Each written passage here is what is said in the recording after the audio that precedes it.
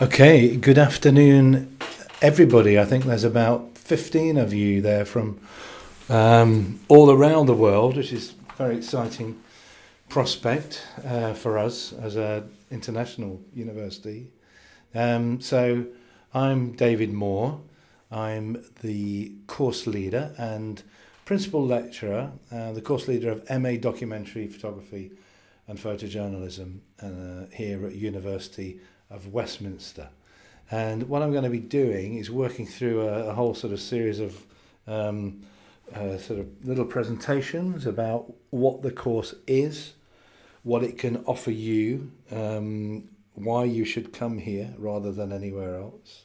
And basically then you'll have opportunities to ask me questions. I'll be showing a little bit of student work as well that's in progress, which is just a little flavour of some of the things we're starting to do here. So let's just begin, and this is sort of basic sort of grounding, really. What is it that we actually do on the course here? So you can see that I've written down here, first paragraph, through student-orientated activity, the course explores documentary practices and photojournalism as exciting and developing mediums through a combination of practice-based teaching and discussion of critical context. Now, what does that mean? That's quite a long sentence. What we do, in fact, is when people arrive here, we emphasise and develop students' own interests from the very beginning. This is done through modular activity, so project activity, that we develop alongside with you to begin with, and then eventually you are left to devise your own projects towards a final major project. But we see documentary here in the 21st century as being a very interesting thing to study. One of the questions I will always ask people at interview is, what is the relevance of documentary practice in the 21st century, when we are surrounded by a sort of 24/7 global streaming media which is continually updating our feeds? How does documentary practice fit with that? And there are various answers to that. One of them being, the most kind of predominant one really, is that it's a long form. Students who come with us are taught about series of work, making work with nuance, using text, and articulating what we might describe as a long view, or a longer view than the sort of effervescence of new media that we all experience every day. Now, of course, the second paragraph talks about the stature of photographic and journalism departments at the university. The University of Westminster was the first university in the UK, in fact it might even be the world, I'm not sure, which developed a course in photography. So early in the 19th century, I think within 10 or 15 years of photography's development, there was a photographic course at the Regent Street University, which is a building we still use in the centre of London. So it's been at the sort of forefront of what photography can be in terms of an educational offer from the very beginning. Okay. So what do we do? What do we do with students? What's our sort of philosophy? Well, in very simple ways. One of our tasks on the course is for students to explore appropriate and exciting ways to translate their observations. Now, often this can involve looking at new languages of making work. We understand documentary practice as being rooted in the real world. We understand photojournalism as being rooted in the real world. One thing that we say on the course is that the images that we are very used to seeing all the time from, say, a war zone are perhaps a little tired.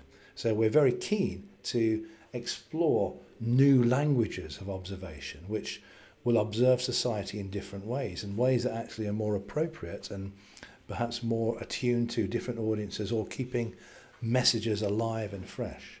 So we start in the real world, We see what we do as societal. We try and make sense of what society is and how photography communicates it. And underlining it all, one of the things that students are told here is that they can actually do anything. But one thing which will anchor and underpin their work is the notion of interpreting society. And on this MA, we look at a variety of ways of doing that, which includes documentary as you know it and photojournalism as you know it, but also explores other methods as well. Okay. In addition to that, I think it's fair to say that we also connect the work back into the real world. That's one really important thing that we do. We recognise that the work that students make whilst they're on this course potentially has a real world effect. It's not just student work. So, we're interested in communicating the potential of every activity that we're engaged with. Let's move on to the next. So what are students offered while they're here? So I'm now on this page which says what are students offered, and it's quite a lengthy list, and it's tiny type, and I hope that's okay for you. And this again is a sort of overview on what we can offer students who study documentary practice. So first thing, enable the student to develop an independent practice. As most of you will know, photography is a lonely profession sometimes, and whilst one will accept commissions and work with other people, the momentum always has to come from the photographer themselves.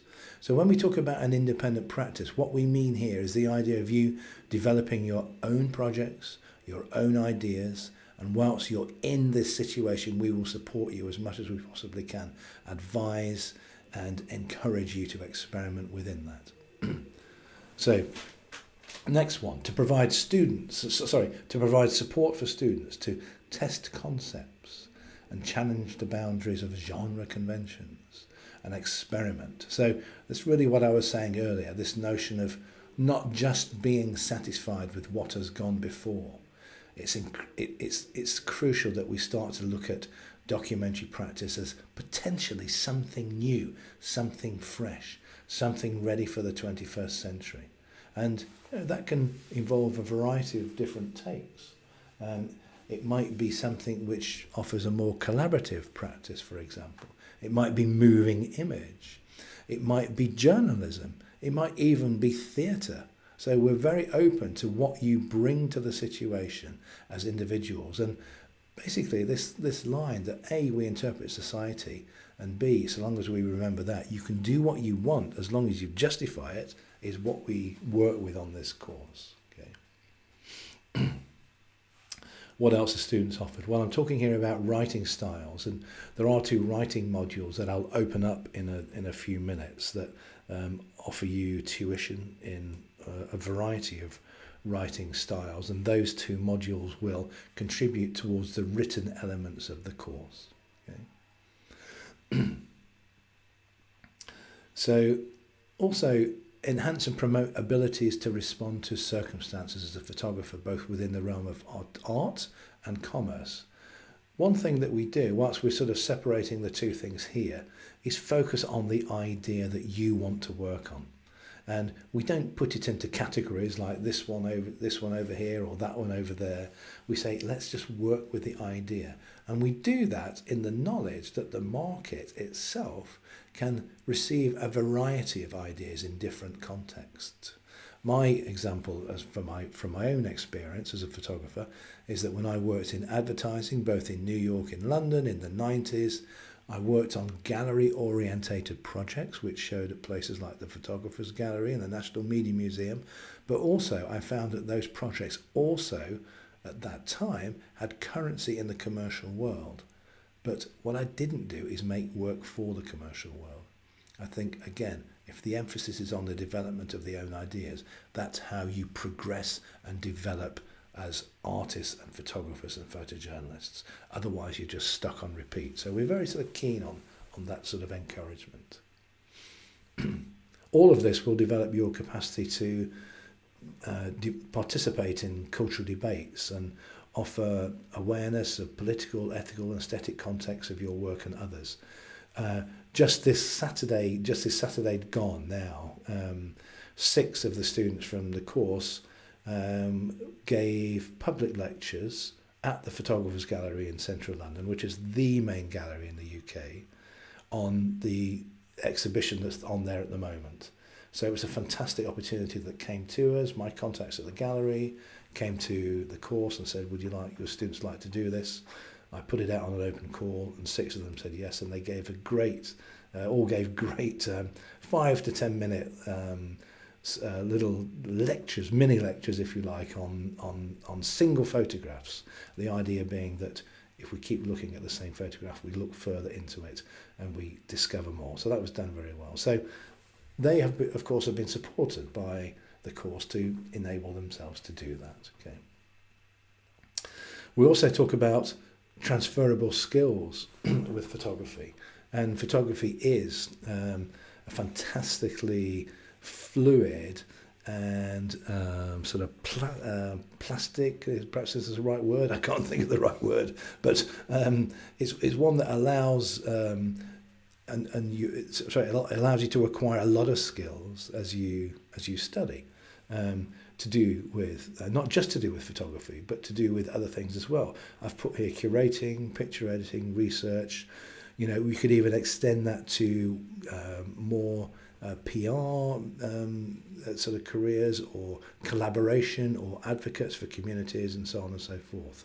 There's a whole variety of things that photography can help you develop careers for, that aren't just image-based, but are of course image-based as well. And of course, lastly, the course of study can prepare you for further studies. So PhD, particularly a teaching or lecturing degree, such as a postgraduate certificate in education. Okay.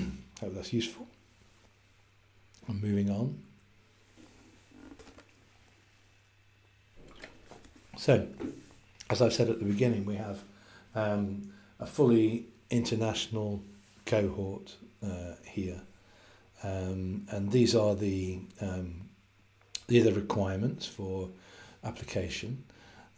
Successful candidates should possess or be expecting a good degree, undergrad degree, or sometimes if you have previous relevant experience as a photographer and you've been working and publishing and committed to your art, that will sometimes sort of stand in for a degree.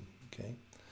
Now, interestingly here, and this is an interesting thing about postgrad, your previous undergrad degree doesn't need necessarily to be in photography, but your application should have a display of a substantial commitment to documentary practice and what it means. Okay, and that might include a little bit of writing as well as a portfolio. You need fluent written and spoken English to study at postgrad, and you'll need an IELTS of 7 or the equivalent to sort of get through the door. Okay. And it's important to say that, you know, in the application process, we look at each person individually. Okay, we value what students bring into the course, and whilst we offer a whole raft of new knowledge and new experiences, we also acknowledge that what you bring into the course is of invaluable sort of resource for you as you start to study photography, because inevitably with any visual arts, one's personality is always in the work that you make. There's an inevitability about that. So we're not saying if you come here as a musician, we're not saying leave that behind. If you come here as a graphic designer, we're not saying leave that behind. If you come here as a documentary photographer, we're certainly not saying leave that behind. But you understand that photography can incorporate the extracurricular activities that people are involved with. And, photography has never been a standalone medium. and more, in fact, it begins to draw on other disciplines: fine art, filmmaking, cinema, theatre, writing. So there's a real, a healthy course is a course where students are able to bring what they are into their photographic practice. Okay. This is a lovely slide of our campus at Harrow.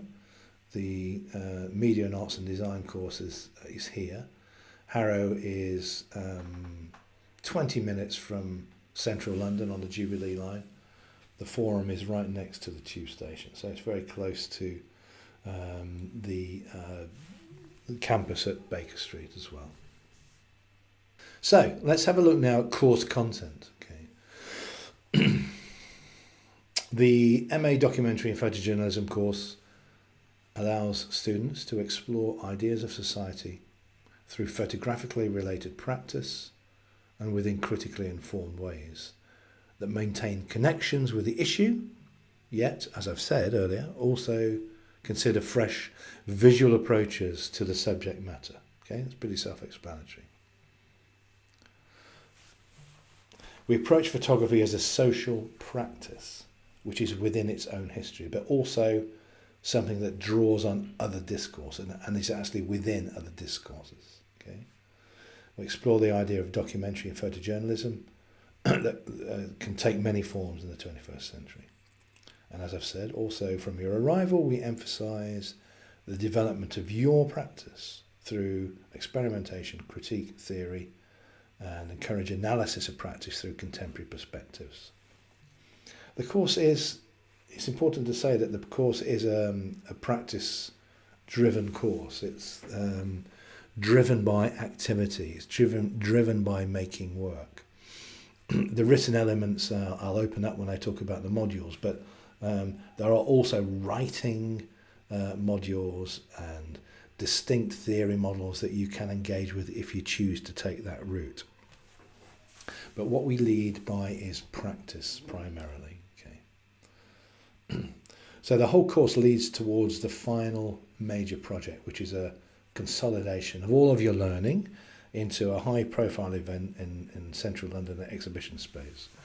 And on the course, you'll be taught by practicing professional photographers, artists, writers, within a supportive atmosphere. Okay? And we have all the equipment that you would wish to use here at Harrow. So there's no lack of any sort of facilities, and also good studios as well.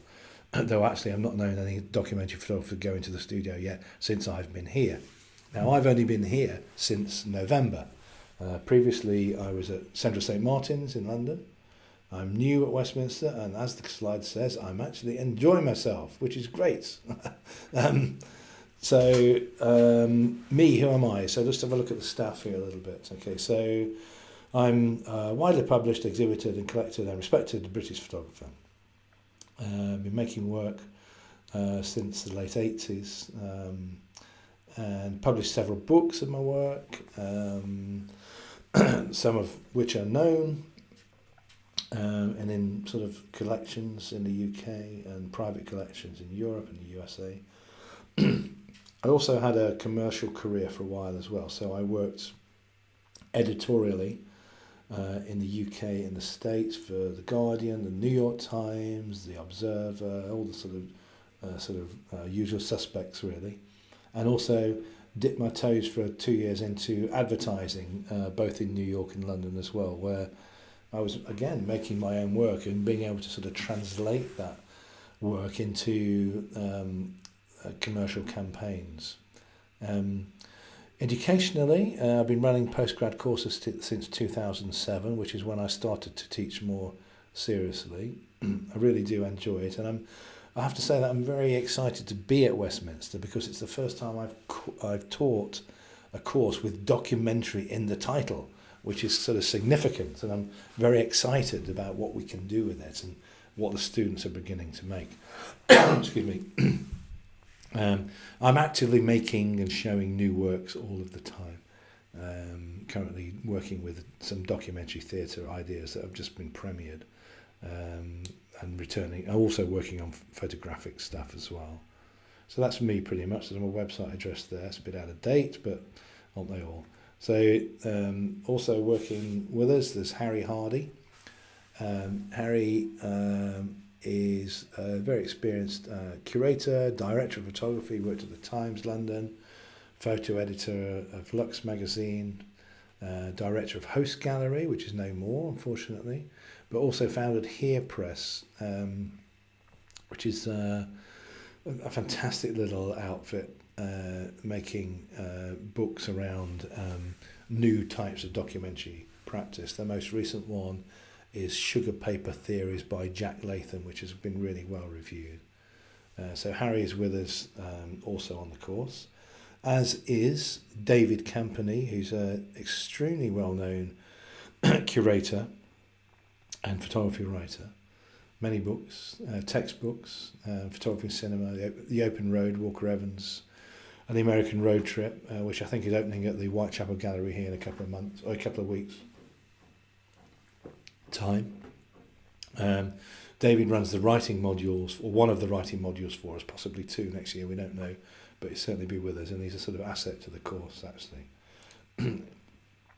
He's able to draw on context and history and also keep the sort of knowledge that he's producing for students fresh and contemporary as well.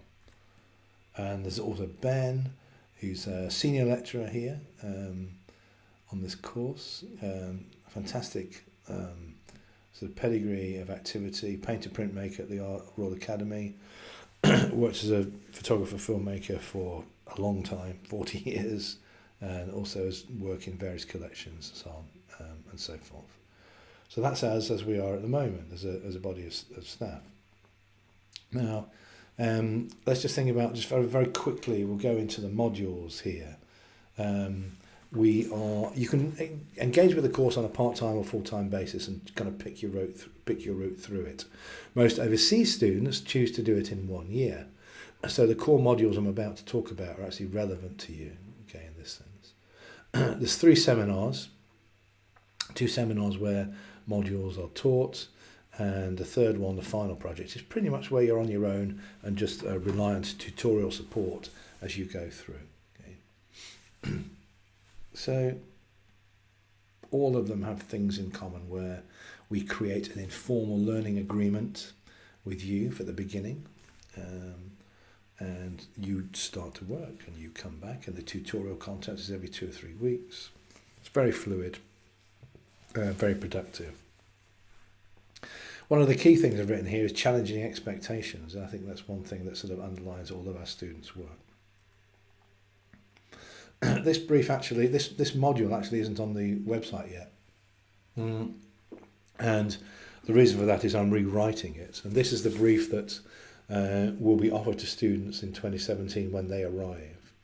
And it's actually a brief that I'll be giving to people from the very beginning. And it's really what it says. It's an orientation project, because we recognise that if you come from the other side of the world and you arrive in London, it takes a little while for you to sort of settle in and to be here and to study and get past the first sort of layer, if you like, of visual excitement when you come to such an exciting city as London.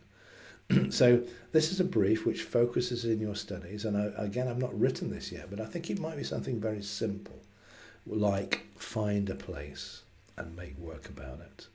So you'll be encouraged from the very off to develop your own work, your own way of doing things, exploring new contexts, practice, through the production of your own work at the end of the semester. Now, each module is supported by a lecture series. So, for example, with orientation, over a 12-week term, there will be something like 7 or 8 lectures. That day will normally be a Tuesday. And after the lecture, there'll be a seminar where you'll be asked to discuss what we've talked about or make work in response to it in the day. And that's basically the plan for orientation. And the following one, which is the independent practice here, which runs from January through to now. In fact, they're just handing in at the end of April. this year, where you develop your own projects. So this is the first time you can actually, on this course anyway, to go out and explore what it is you want to explore. And again, it's a sort of highly experimental environment. You can do whatever it is you want to do. I'm very keen to expand the language, keeping it an exciting space, as long as real-world engagement is sort of adhered to. And this has been run, this independent practice module has just run for the first time this year, because I wrote it when I arrived, and it's produced a remarkable show of work. At the end of this project, there is a exhibition, an interim show, which is currently hanging in a room next to me where I'm sitting at the moment. By I think 14 students did it this year, and it's a really impressive, solid show. So they've done well, and they've done it in their own terms, in their own languages, and own visual languages. I mean, and it's been a success. So core modules mean that you have to do them. So we have orientation, that runs from September through to December. We have independent practice, it runs from January to April, late April. And then, so the final major project, which is sort of a repeat in some ways of the independent one, you put everything into this. So you will work on this from May through to July. And as it says, it expresses key disciplines and practices you've engaged with through the course. And again, your major project can take any appropriate form. There's also a dissertation option. You don't have to do both, but there's a dissertation option where you may wish to write instead of making a body of work. And that's something to explore if you wish to do that. Each of the modules have a written component, and the written component is actually, with independent practice, for example, is a 1,500 words critical review, which will allow you to reflect and assess your own performance, weaknesses and strengths and so on. So other modules, 2 writing modules as they currently stand. Excuse me, history and theory of the published page. So this is the one that David Campany runs, which is a fantastically popular module with students. Equips students with historical and critical context informing contemporary editorial photographic practice. David this year shifted it a lot more towards documentary practice per se, and students' own work as well. Okay, and writing photography, which is a module which offers the development of writing skills, as I said earlier, from editorial through to novel and storytelling to critical writing as well. Both of these modules, the writing modules, are taught in the evening. We do that to give people flexibility because often people have to work as well as study. So these are both Wednesday evening modules. Okay. There's one or two. There's a photo book module as well, which I haven't put on. Oh no, sorry. Photography and aesthetics. Now this is an interesting one because this is in the Photography Arts MA run by Lucy Souter. So in semester 2, you can have the option, if you wish, to study for one semester with Lucy Souter in MA Photography Arts and work on a series of seminars around the ideas of photography and aesthetics and present at the end of it. So, 1 or 2 people have done it this year. I'm interested to see how that develops, but it's a good offer because it means you can come to our course and also you can sort of work with Lucy Souter in the fine arts area as well. Okay. The portrait in documentary photography is a module that's run this year, and it will be present in the orientation module if one chooses to be. It's a series of briefs. Okay, so that's pretty much the modules. I've got a few bits of work here I'm just going to run through, and it's quite early work by some of our students actually. This is Gloria Stanaris, who actually came to the course as a very new photographer, but she has, I said to her earlier in the tutorial, she has the fire in her, and I think that's quite a wonderful thing. She knows that she's really excited by this medium, and she's out making photographs. And this is a series on women in rooms. She was trying to pin it down. I said, it doesn't matter, you just keep taking pictures, let's see what happens with it.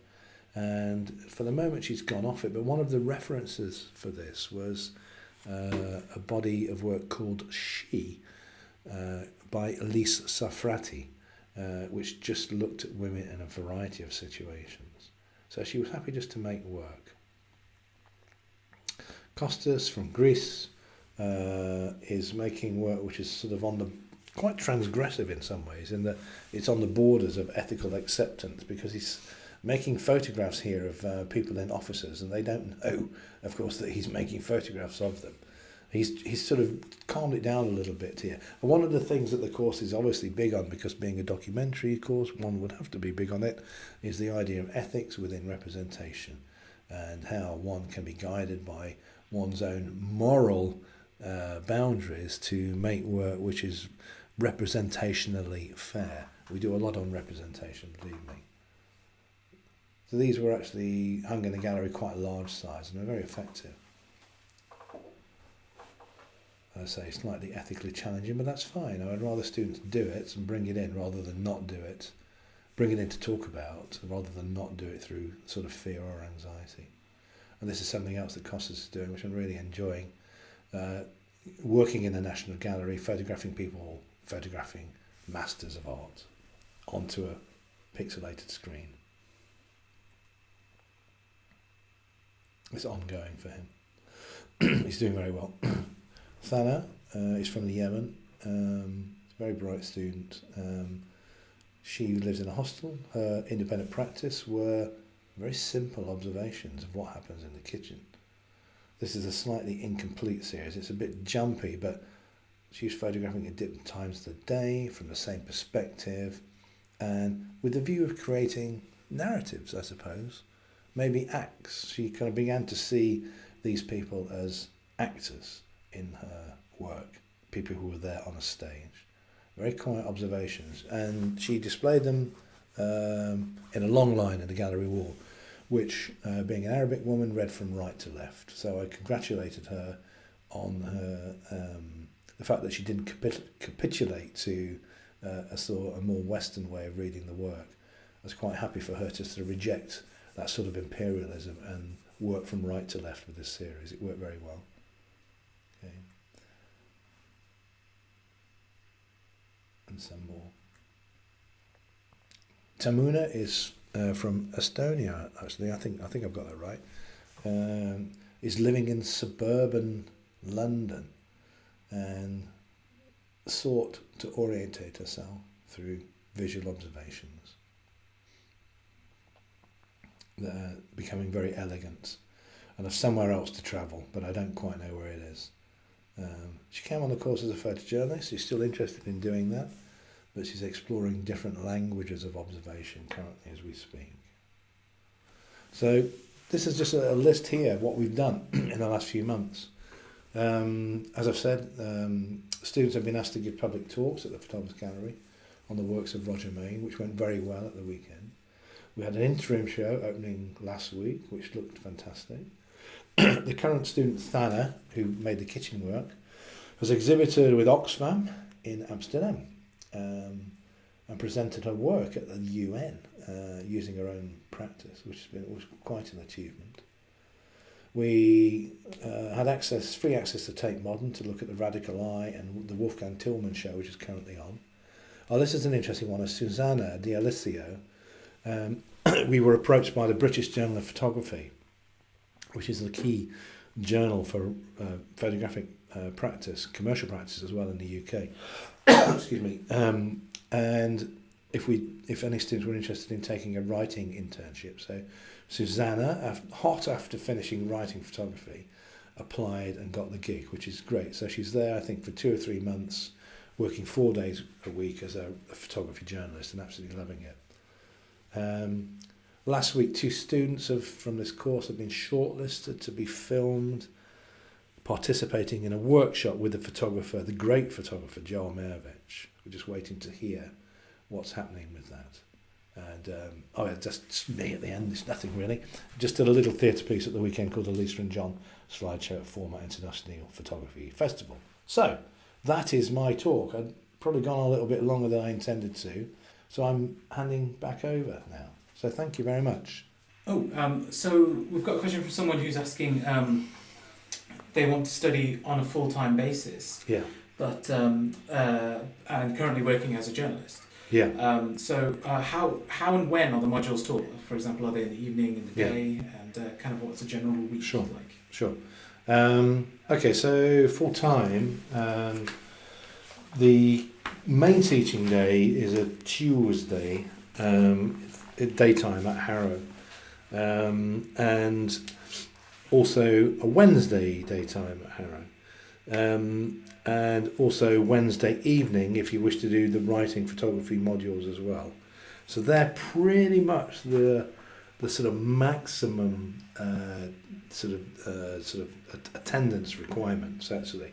But then of course one needs a couple of days to make work as well. And it depends on which modules one chooses to go through with. Basically, orientation, independent practice, and the final major project, they're all key Tuesday days. Both writing photography modules are Wednesday evenings. And that's pretty much the lay of the land, really. So Tuesday, Wednesday is key. Okay. This is a question specific for the course, but do you find that most students live near Harrow, or do they come in from lots of different areas? No, I mean, students live all over London, actually. I say we're so close. I mean, we are at Central London University. The transport here is very, very quick. So some people live in Mayfair, some people live in Hackney, some people do live in Harrow as well. So it's a real mix of people. I often see people on the train coming from Central London on my commute. So. And it's worth saying, regarding accommodation, we do have accommodation on site as well. It's limited for mostly undergraduates, but I believe there is a small allocation for postgraduate students too. Another question is generally, what are the facilities in terms of what can be done on site and what can be in terms of equipment and studios? Yeah, well, there's 3 photography studios here. I think one of them's a drive-in studio from outside. And we have medium format and 35mm digital equipment, as well as, this is photographically speaking, obviously, as well as analog cameras. We have black and white and colour processing. We have colour print darkrooms. We have a high-end digital output, so you can work on neg, you can scan your neg here. We have a high-end and then use the digital output for your exhibition. In fact, many of the students who've just exhibited at the Independent Practice exhibition did that as well.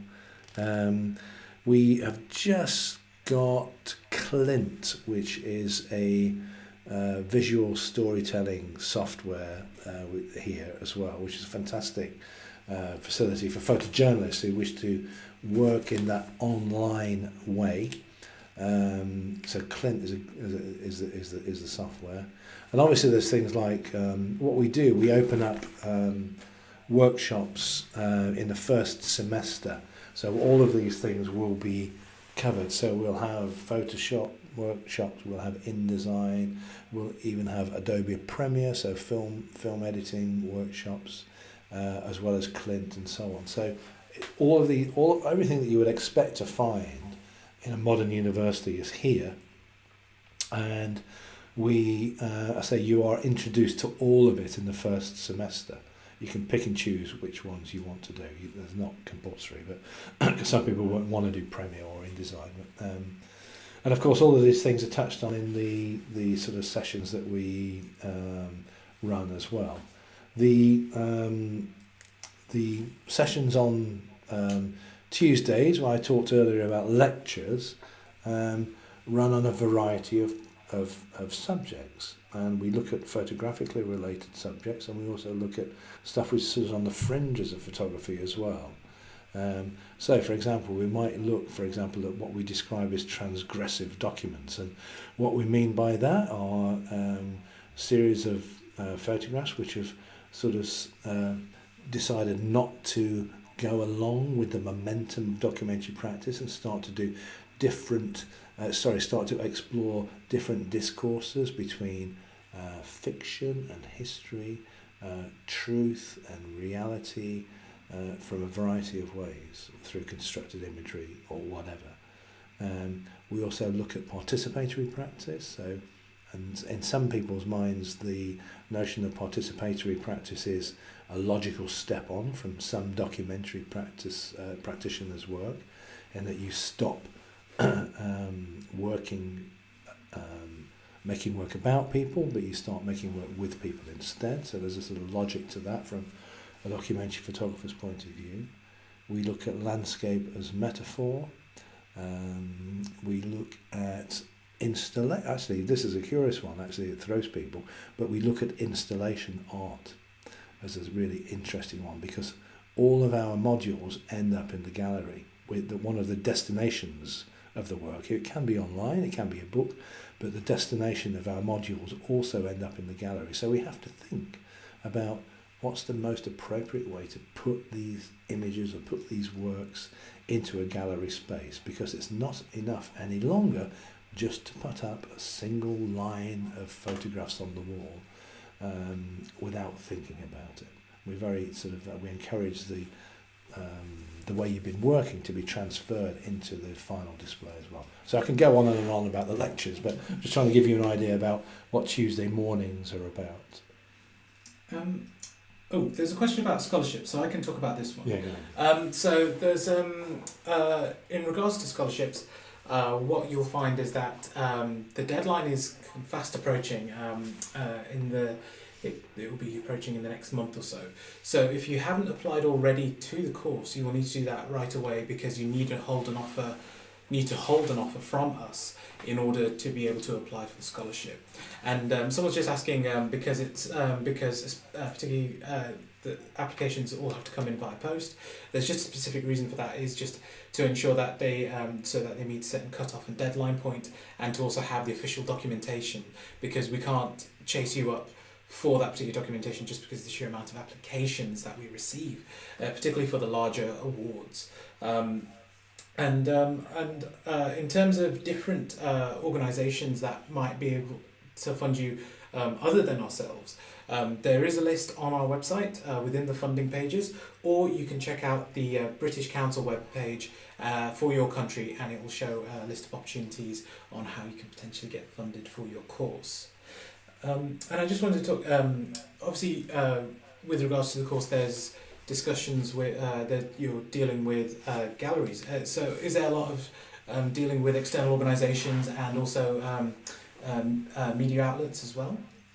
Yeah, well, I mean, just because of our proximity in London and mine and other staff's contacts in that kind of world, things come at us quite regularly from a variety of directions. As we already said, the British Journal of Photography approached us because of the reputation of the course, and we were able to put somebody onto that. The Photographers Gallery, as I mentioned, also, I mean, the key photography gallery in the UK approached us and will do again. The relationships are all good. There are other things that will come, so it's a sort of it's a sort of movable feast. But because of our proximity, and because of studying documentary practice like this in a sort of more experimental way, perhaps potentially, is a novel offer. Because what we don't do, we don't, as we say in the UK, throw the baby out with the bathwater, which, for those of you who don't know, means that we don't get rid of the old school and necessarily. We keep the old school where it's appropriate, but we also bring in lots of new ideas as well.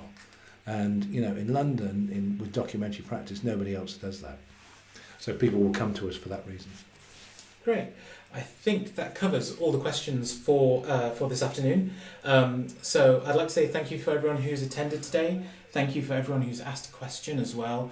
And thank you, David, for presenting for us. My pleasure. Thanks, everyone, for coming. Hope to see you. Okay, bye-bye.